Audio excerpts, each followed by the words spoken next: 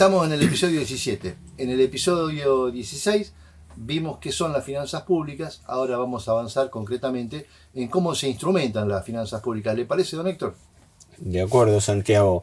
Mira, es lógico, uno no tiene tiempo, además estas charlas, insisto, son informales, son de difusión y por ende vamos por distintos capítulos. Es claro, en el capítulo anterior nosotros definimos lo que es ciencia de las finanzas públicas, porque parece ser que se soslaya, parece ser que no existen las finanzas públicas, no sé, que el Estado está allí, que tiene que proveerse alguno, sin explicar cómo se estructura esto, que es materia de investigación desde hace décadas, y por no decir siglos. Pero que es importante porque hoy en día se está tratando de imponer una mentalidad que soslaya las funciones del Estado que dan lugar a las finanzas públicas. Cuando hablábamos y decíamos que el Estado tiene tres funciones básicas: planificar, regular y controlar la situación económico-financiera. Operar, después discutimos aparte. Si corresponde, cuál es el grado de esa intervención, lo discutimos por separado. Pero que el Estado, por definición, tiene que tener esas tres funciones: planificar, regular y controlar, no habría. No puede escapar a eso. Claro. Sin embargo, en este momento no se sostiene eso. Ejemplo. Más bien se lo niega. Claro, se lo confronta, se lo niega. ¿Por qué? Entonces, ¿quién planifica? No, el Estado no tiene que planificar nada. El Estado está ahí para, no sé, para cubrir aquellas actividades que no le sean rentables a la actividad privada. Esa es la lógica. Esa es la lógica. Todo lo que pueda rendir lucro a cargo del sector privado. Ahora, aquello que no, aquello que hay que subsidiar, y bueno, ahí en esa actividad entraría el Estado. Esa pareciera ser la lógica actual. Pero entonces, recordemos lo siguiente: gran diferencia entre actividad privada y actividad pública, la existencia o no de un fin de lucro. El Estado no tiene un fin de lucro. Entonces, cuando decimos que el Estado, que existe una ciencia, que existe toda una disciplina, un cuerpo, pero que no lo inventé yo, que es parte de textos hasta de estudio escolar, secundario, a veces, finanzas públicas se ve en el secundario, o por lo menos se veía en mi época, y fundamentalmente en ciencias económicas, ¿no? La hacienda pública. Antes la denominación era hacienda, después finanzas públicas, pero de todas maneras gira en torno a eso. No, el tema que pensaba oportuno hablar con vos ahora, Santiago, era el siguiente. Bueno, pero ¿cómo se definen los términos? Es decir, ahora bajemos al terreno. Habría tres grandes capítulos que comentar: ingresos, gastos y resultados fiscales. Cualquiera sabe, por norma de lógica más elemental, que cualquier persona, familia, empresa, Estado, tiene por un lado ingresos y por otro lado gastos. La diferencia entre ingresos y gastos me da si me queda plata a favor, superávit, o plata en contra, déficit. Entonces, esto no lo niega nadie, esto es una verdad de perogrullo, lo sabe todo el mundo. Ahora, ¿qué ocurre? También hay una diferencia que está siendo, a mi juicio, utilizada en forma engañosa con respecto al déficit fiscal, al déficit público. Aclaremos, el fisco es la denominación del Estado desde el punto de vista económico-financiero. Lo que llamamos Estado, con sus instituciones, desde el punto de vista de las finanzas públicas, es el fisco, cuya centralidad está dada por el poder recaudador impuesto, pero cuya contraprestación es el gasto público, y el gasto público depende de las funciones del Estado. Por eso yo aclaraba que lo principal que hay que tener presente es que la lógica del Estado es distinta a la actividad privada en la manera de determinar sus manejos económicos financieros. Porque el Estado primero determina las necesidades y en función de esas necesidades determina cuánto dinero tiene que conseguir para cubrir esas finalidades, ¿verdad? Clarísimo. Esto es importante. Entonces tenemos los tres grandes capítulos que son ingresos, qué son gastos y qué pasa con el resultado fiscal. Simplificándolo al máximo, ¿no? Yo no tengo la pretensión de hacer un mini curso de finanzas públicas ni nada por el estilo, pero por experiencia y por estudio estoy bastante familiarizado o especializado en estos temas, ¿no? De ahí surge después la deuda pública. Entonces, ¿cómo se define el tema? El Estado determina necesidades: defensa, seguridad, educación, desarrollo científico-tecnológico, cuestiones sociales. ¿Qué pasa con las grandes cuestiones sociales? En cuestión de pobreza, en cuestión de sistema previsional, jubilatorio. Es decir, no se trata de una sociedad que se organiza en forma espontánea, automática. La organización social espontánea es un mito. No existe el contrato social. El contrato social es una mitificación que hace Rousseau en un supuesto que no se compadece con la realidad histórica, ¿no? Una vez creo que se ponía ese ejemplo, que en ningún rincón del mundo se ha llegado a una convención del Estado, estrictamente hablando, por contrato social. El contrato social es un mito. Se decía antropológicamente o etnológicamente que en algunas sociedades aisladas del Pacífico, de la Melanesia y Polinesia, había formas contractuales de ese tipo, claro, por necesidad. Por necesidad de contrato entre comillas social, por acuerdo, qué sé yo, entre pescadores y agricultores, entre artesanos y otros más. Pero el contrato social es un mito, existe el Estado. Y el Estado existe porque existe una estructura de poder que lo rige. No es que el Estado se determina un poder espontáneo. El poder es el de las clases que ocupan el Estado, que no es lo mismo. ¿Me explico? No es que el Estado es una especie de deidad que determina sus funciones. No, hay hombres que ocupan el gobierno y administran el Estado.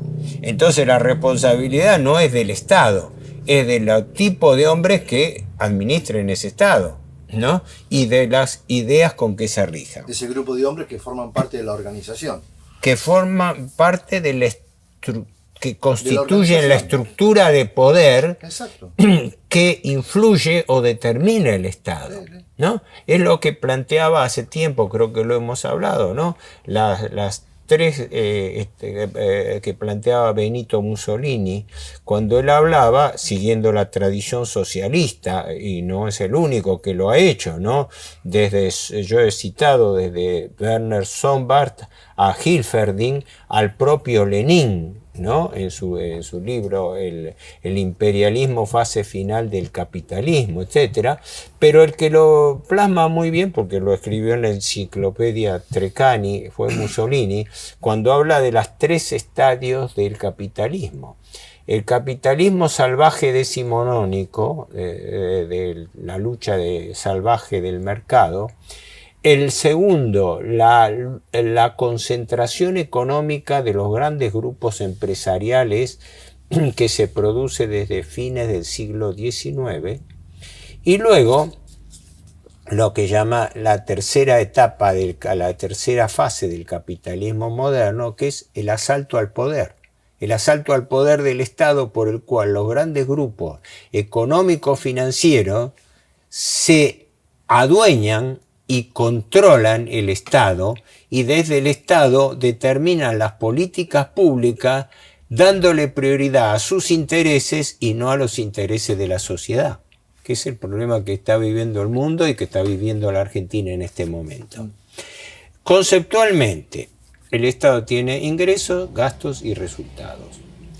¿Qué son los ingresos del Estado? ¿Qué son las fuentes de financiamiento que tiene el Estado? El primero y clásico es la tributación, los impuestos.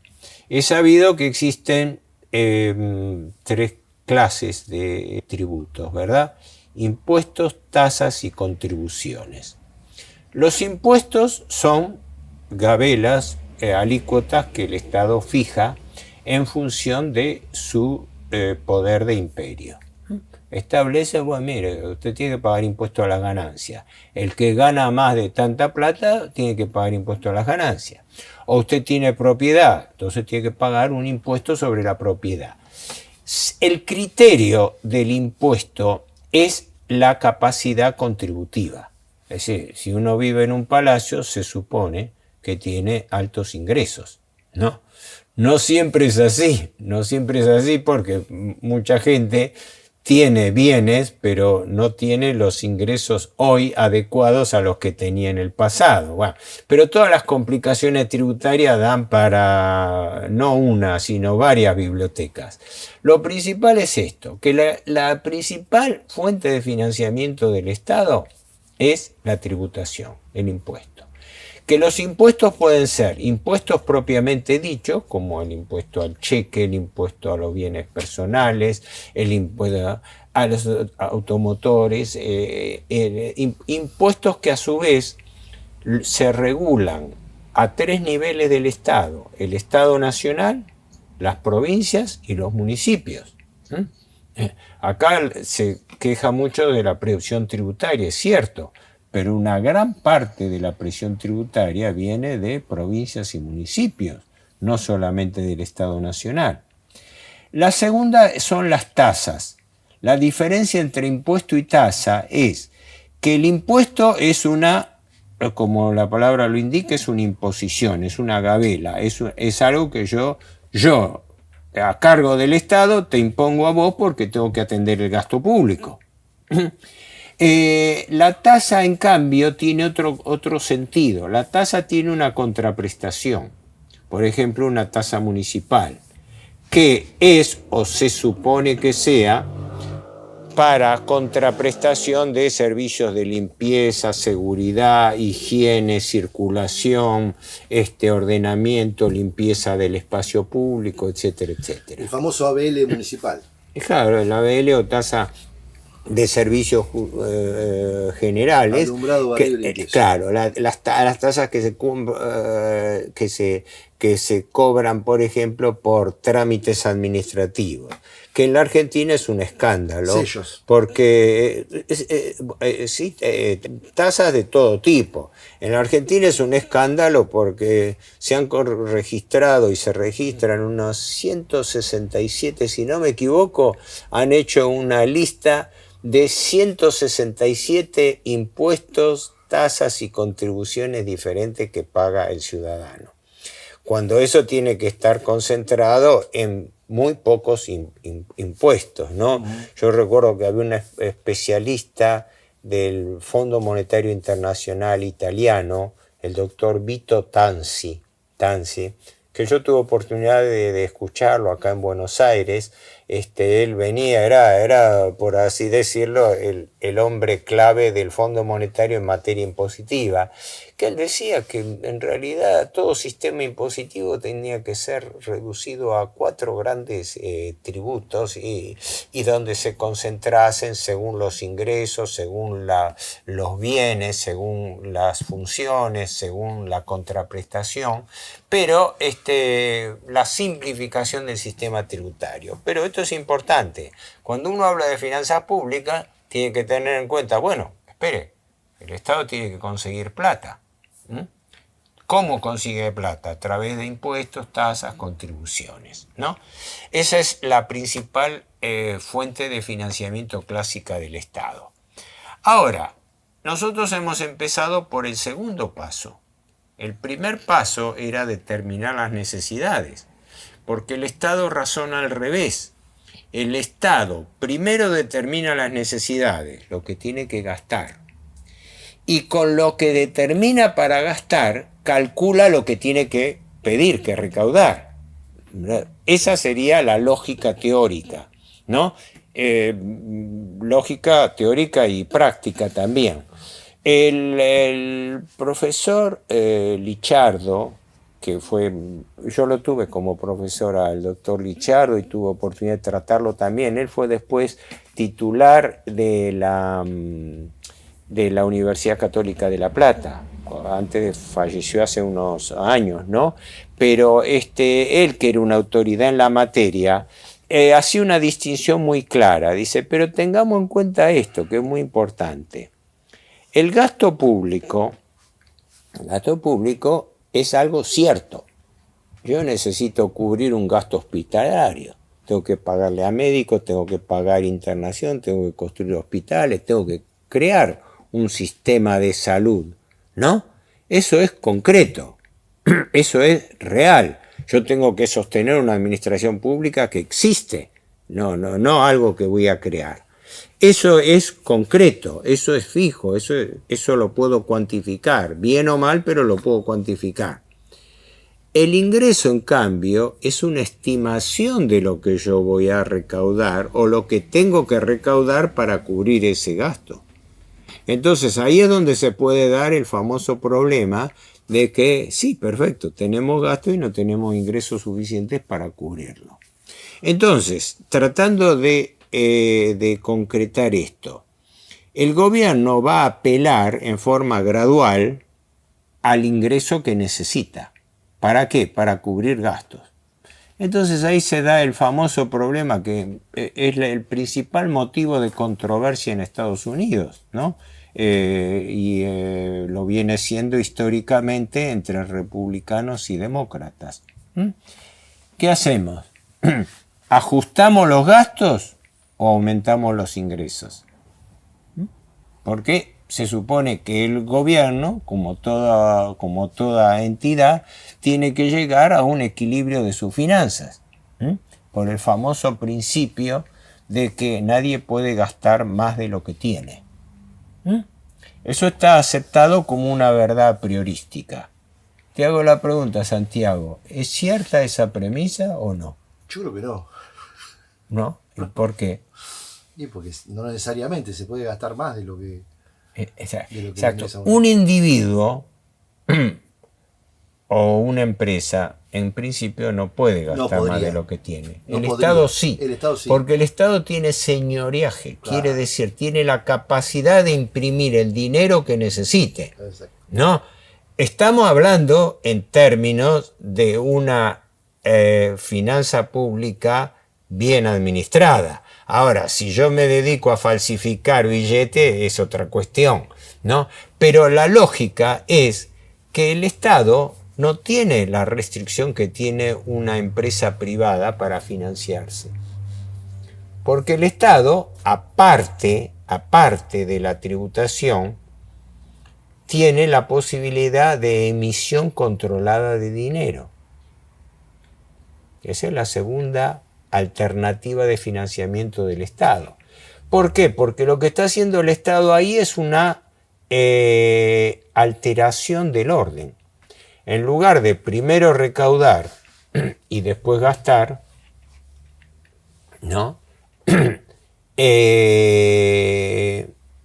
Primero gasta y para gastar imprime dinero. Mientras el destino del dinero sea adecuado, sea correcto, no habría problema de fondo porque la contraprestación estaría dada. ¿Me explico? Es decir, yo necesito construir un hospital.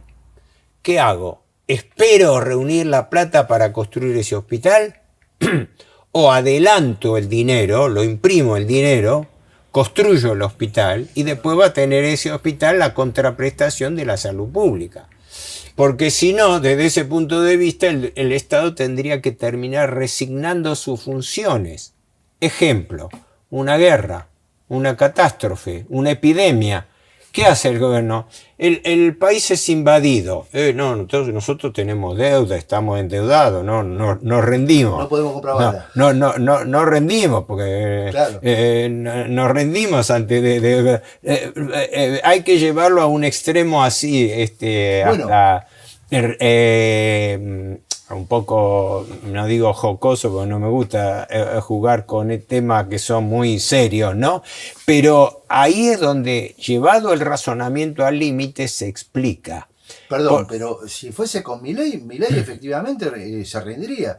Él hace un par de días en Europa, mientras le entregaban un premio, dijo textual que el señoriaje es una porquería inmunda, así sin más. El señoriaje, sabiendo que el 99,9% de la población no sabe qué significa señoriaje, esta facultad o atribución que tiene el Estado de emitir esto que usted está explicando. Sí. Sin embargo, él, con total la boca de jarro, diciendo: el señoriaje es una porquería inmunda, es decir, él se refería a la mera emisión. Sí. Es como decir, comer... Sí, que la emisión es mala palabra. Sí, claro, comer es una porquería inmunda, es decir, toda persona que come... comete gula, no necesariamente, un extremo, porque él llevaría una rendición. No podemos pagar balas. Sí, claro, jugando con estos casos hipotéticos, ¿no? Y que lo ha planteado acerca del hambre y la pobreza, ¿no? No es casual que en un gobierno liberal se estén batiendo récord de pobreza. A 6 meses de iniciada la gestión. Pero la idea mía no era derivarme al comentario y a la crítica política, sino un tema que cabe explicar a la gente, que es en efecto, la palabra señoriaje, que viene de eso, de señor, del señor feudal o del rey, que imponía una gabela, un impuesto, ¿no? Estaba también en que era el que emitía el dinero, ¿no? Y cuando el dinero deja de ser dinero constante, metálico, y pasa a ser dinero papel, entonces ahí se produce una variante muy peligrosa, que es si el papel que emitimos se correlaciona con el respaldo real de la riqueza económica, ¿no? Si no, estaríamos empapelando la sociedad. Ya los señores feudales lo hacían con las monedas. Es histórico el tema de que devastaban, emitían monedas de oro, de plata o de cobre, pero después la devastaban, la limaban un poco, para de lo que se producía de las restos de la viruta, por así decirlo. ¿Cómo? ¿De la viruta del oro? De la viruta de eso, volverlos a fundir y con eso hacer nuevas monedas, con lo cual estaban generando inflación.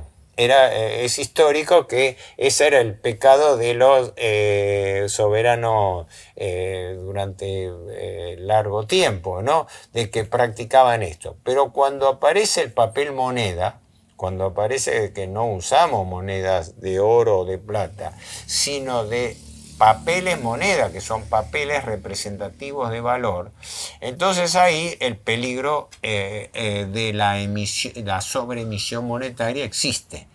Y esa sobreemisión monetaria se llama inflación. Cuando vos emitís más moneda de la que realmente necesitás. Desmesuradamente. En cambio, la concepción anarcoliberal parte del absurdo de que toda emisión de moneda es inflacionaria, cuando no es empíricamente cierto. Es decir, como diciendo que el Estado tiene que financiarse como si fuese un negocio. Tiene que recibir, por un lado, ingresos, producto de una tributación, y por otro lado, aplicarlo a los gastos mínimos necesarios para la supervivencia del Estado. Esto, aunque vamos a ver si igual lo completamos más tarde, no sé si tenemos mucho tiempo, es el capítulo ingresos. Pero ahora, ¿qué pasa con el capítulo gastos? El gasto público en el Estado moderno surge por una necesidad social, ¿verdad? Todos, espontáneamente, y esa fue la lucha histórico, político, social de los tiempos modernos, ¿no? todos exigen, todos piden servicios necesarios, ¿no? El caso educación, salud, pero los servicios públicos en general. Cuando hablamos de agua y alcantarillado, sí, si no, ¿qué agua tomamos? ¿No? Caminos, rutas, en fin, todo lo elemental, todo eso implica gasto. Entonces, ahí es donde vuelvo a insistir en la importancia. Por eso existe toda una disciplina establecida de finanzas públicas.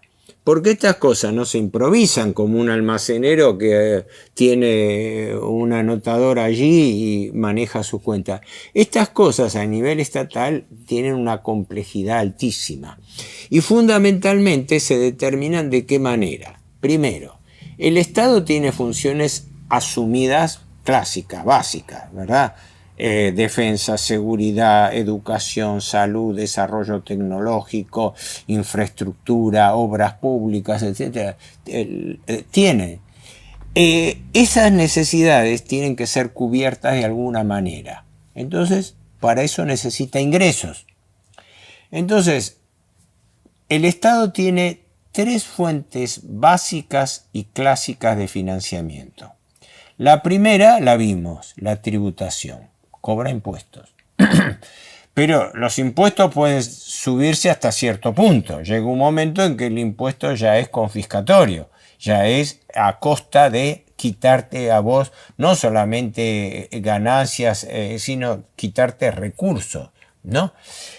La otra es la emisión controlada de dinero, el señoreaje. Es decir, para que el dinero para aquel gasto que no haya recursos suficientes, el Estado tiene la facultad de emitir en forma controlada dinero.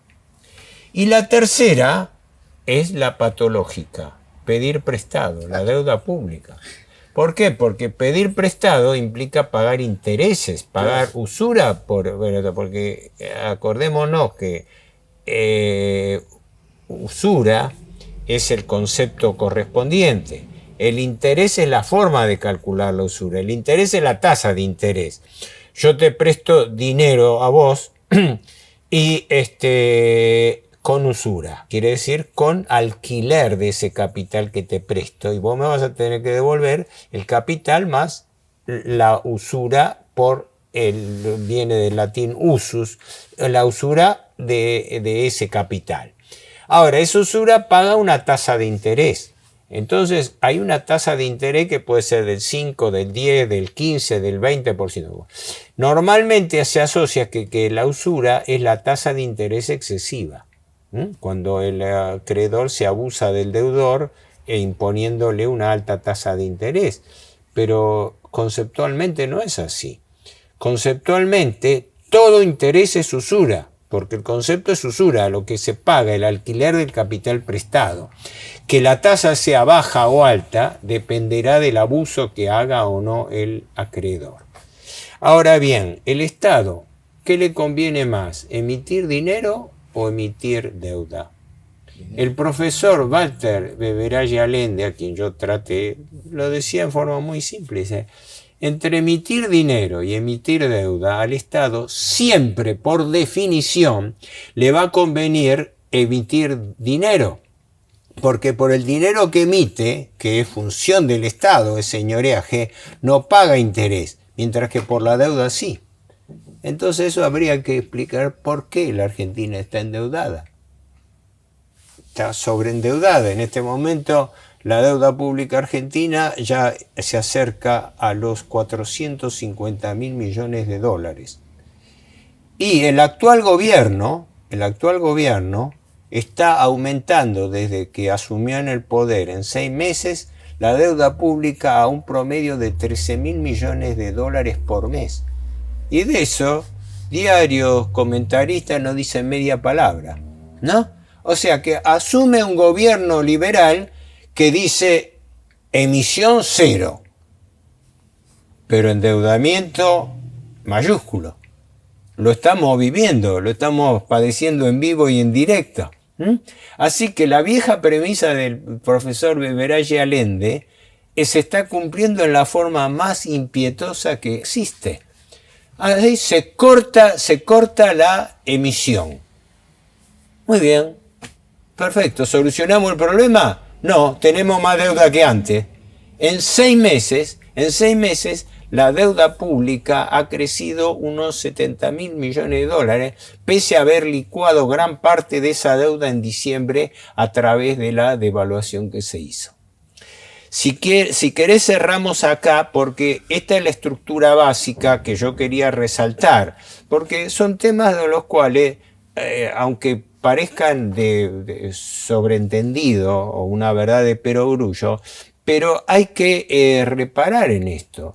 Porque la gente no tiene idea, se está hablando continuamente de temas de finanzas públicas sin tener idea de cuál es la estructura del financiamiento del Estado. Y hay un tema clave, Héctor, sí, me parece, sí, lo podemos continuar la semana que viene, que lo comentamos fuera de cámara, que es el tema del presupuesto. Este gobierno está llevando adelante una gestión sin presupuesto, lo cual es una contradicción en los términos, porque no hay referencia de absolutamente nada. A eso voy a llegar. La secuencia para mí lógica de razonamiento dentro de estas charlas informales que tenemos con vos, Santiago, para mí es esta. En este capítulo, primero, haber identificado el problema de las finanzas públicas, porque si no parece que estamos moviéndonos en un campo que no existe, ¿no? En un campo que soslayamos totalmente, ¿no? Que nadie habla de la problemática de las finanzas públicas en la Argentina, ¿no? En segundo lugar, cómo eso se traduce desde el punto de vista de la instrumentación en la parte operativa. Claro. Que son gastos y que son recursos del Estado, ¿no?